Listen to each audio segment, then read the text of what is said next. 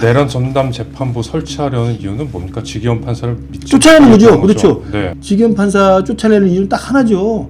너 윤석열 구속 풀어주는 거잖아. 대통령은 내란 전담 재판부에 대해서 그게 왜 위헌이냐라고 했어요.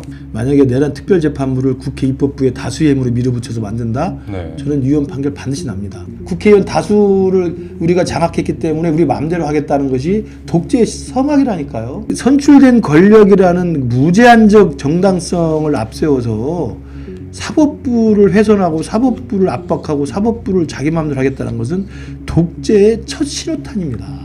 국정과제로 제시한 게 개헌이지 않습니까? 4년 중임제인데 지금 87년 체제 지금 기존 헌법은 시대가 워낙 많이 변했기 때문에 네. 몸에 맞지 않는 옷이다. 그래서 개헌을 해야 된다는 데서는 모든 국민이 동의합니다. 그런데 대통령을 5년이 아니라 8년을 하게 해주고 2번 하게 해준다? 저는 이게 과연 바람직한 우리의 성찰에서 나온 권력구조에 대한 대안인지 모르겠어요. 대통령제가 갖고 있는 폐해 때문에 개헌 사태도 있었고 국정농단 사태도 있었고 이런 이재명 대통령과 같은 이런 사법 재판을 받고 있는 사람이 대통령이 되기도 하고 지금 이렇게 되는데 이런 제왕적 권력을 갖고 있는 대통령제의 문제점을 근본적으로 해소하기 위해서는 대통령의 권한을 분산시켜야 돼요. 내란 전담 재판부 설치하려는 이유는 뭡니까? 지기현 판사를 쫓아내는 거죠. 그렇죠. 네. 그것도 지기현 판사가 1심 판결 내린 것도 아니고 네. 네. 지기현 판사 쫓아내는 이유는 딱 하나죠. 너 윤석열 구속 풀어주는 거잖아. 이거예요. 그러니까 너 못 믿겠다 이거예요. 이게 말이 됩니까? 대한민국 어느 나라, 대한민국 어떤 사람이 자기가 재판을 받고 있는데 또는 자기가 관심 있는 재판인데 그 재판장이 못 믿겠다고 재판장 갈 수 있는 사람이 누가 있습니까? 아무도 없어요. 절차가 딱 있다니까요. 재판부 기피 신청하라니까. 지금 판사도 속으로 좋아할지 몰라요. 그렇죠. 논란에서 벗어날 때. 이거 지금 이 역사적인 재판을 자기가 1심에 결론을 내야 되는데 얼마나 머리가 아프겠어요. 재판부 기피 신청하면 되긴 되지만 그럼 재미가 없어지잖아요. 아, 그렇죠. 사라지고. 정치적 장사를 해야 네, 되니까. 네. 그것 때문에 기피 신청을 안 하는 거죠? 기피 신청을 먼저 하고 나서 좀 이런 논란을 좀 하라고 하십시오. 그렇군요. 아니 대통령은 내란 전담 재판부에 대해서 그게 왜 위헌이냐라고 했어요. 내란 특별재판부를 네. 그렇게 이야기해. 그러니까 네. 그것도 대통령의 인식이 굉장히 상당히 잘못된 겁니다. 헌법 소원이 제기되더라도 네. 헌법재판소에서 위헌 결정을 내리기 쉽지 않을 것 같은데요. 대통령이 저는 그렇게까지 설사 얘기했으면. 대통령이 임명한 사람이 민주당이 임명한 사람이 다수를 하더라도 네. 최소한의 법관으로서 양심이 있다면 만약에 내란 특별재판부를 국회 입법부에 다수의 힘으로 밀어붙여서 만든다? 네. 저는 위헌 판결 반드시 납니다. 우리나라 민주주의는 저는 그 정도 믿습니다. 왜냐하면 윤석열이 계엄을 일으켜가지고 윤석열 대통령이 임명한 보수와 중도 성향의 재판관이 다수였음에도 불구하고 헌재에서 8대0 나온 저는 대한민국의 민주주의의 힘을 믿습니다. 그렇기 때문에 내란 특별재판부를 민주당이 밀어붙일 수 있죠. 뭐 다수당인데 뭘 못하겠어요. 땅땅땅 하면 통과되죠. 네. 통과해서 대통령이 사인하면 발효가 되는 거예요. 재판을 만들겠죠. 그때 위헌 제청을 하면 저는 헌법재판소 가면 100% 대통령이 질 거라고 생각합니다. 그래서 대통령이 그 다음 한 발 뺀 거예요. 민주당은 한 발 뺀 거예요. 입법으로는 밀어붙이지 않겠다. 전부 국회에서 선출된 권력으로 우리 국회의원 다수를 우리가 장악했기 때문에 우리 마음대로 하겠다는 것이 독재의 서막이라니까요. 모든 독재는 거기서 시작됩니다. 모든 독재가. 히틀러가 그랬고 차베스가 그랬고 마두로가 그랬고 헝가리 오르반 총리가 그랬고 다 그렇게 했어요. 네. 그걸 모르겠습니까? 그 내란 전담 재판부 설치 문제가 이제 이런 문제 의식이 있는 것 같아요. 그러니까 법관에 따라서 판결이 좌지우지 될 수 있다. 그러니까 이제 지기현 판사를 못 믿겠다 이거 아닙니까? 그런데 내란 전담 재판부를 설치하면은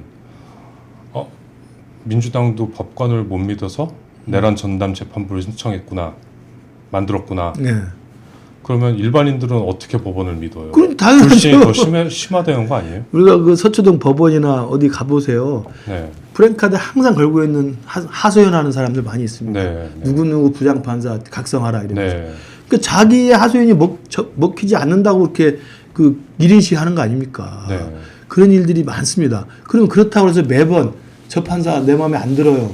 그렇게 해서 판사를 바꿀 수 있는 사람이 대한민국에 아무도 없잖아요. 그렇죠. 지금 내란 전담 재판부를 만들다는 것은 지기현이를 못 믿겠다. 지기현이가 윤석열을 풀어줬다. 지기현이가 재판 진행하는 걸 보니까 얘가 아무래도 민주당이 원하는 식의 내란의 유죄 판결 내서 사형 또는 무기라는 결론이 안 날 것 같다라는 일말의 우려감이에요. 그것도 네. 확실한 것도 아니에요. 아직 1심이 나오지도 않았으니까. 네. 그것 때문에 그냥 완력으로 밀어붙여서 제 속가 내라는 거 아닙니까?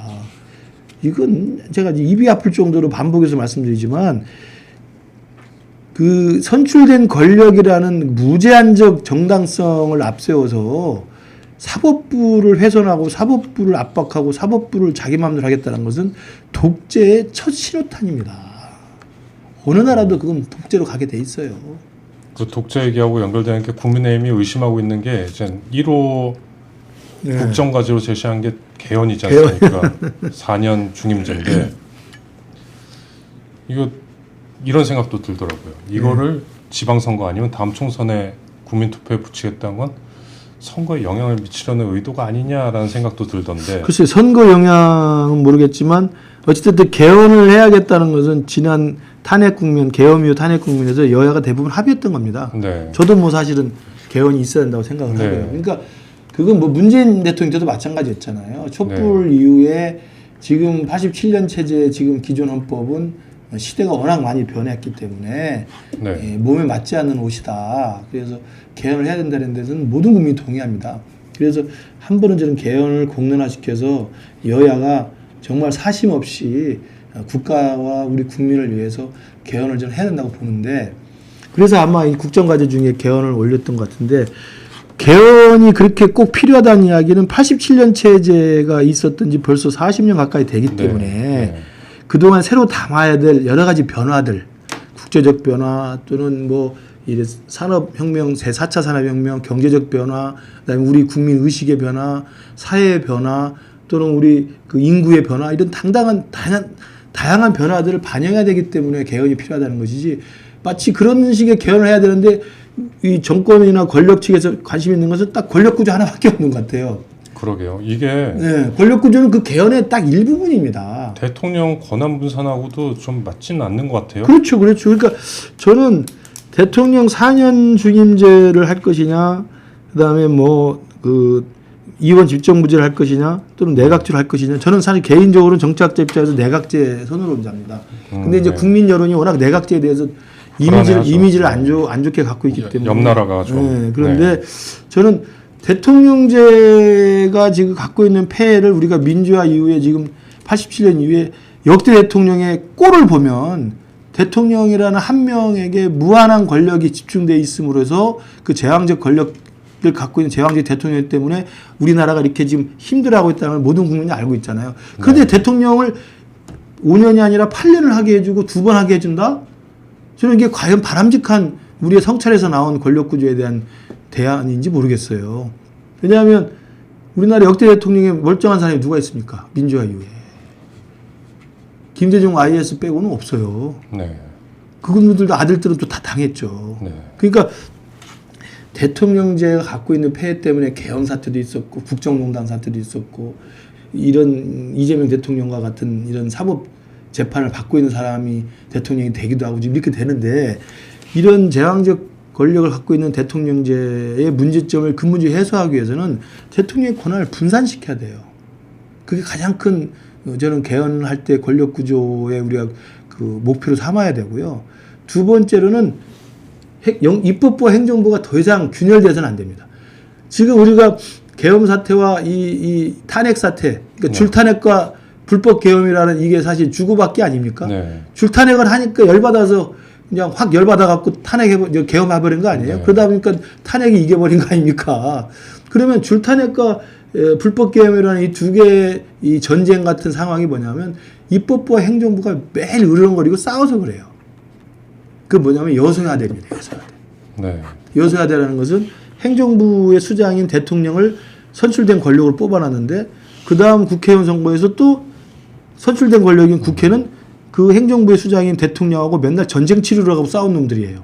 그러다 보니까 답이 없으니까 매일 강대강으로 치닫고 전쟁 같은 국회 여의도 정치가 진행되다가 결국은 전쟁을 벌여서 전쟁을 해서 먼저 군대를 동원해서 친놈이 죽은 거예요.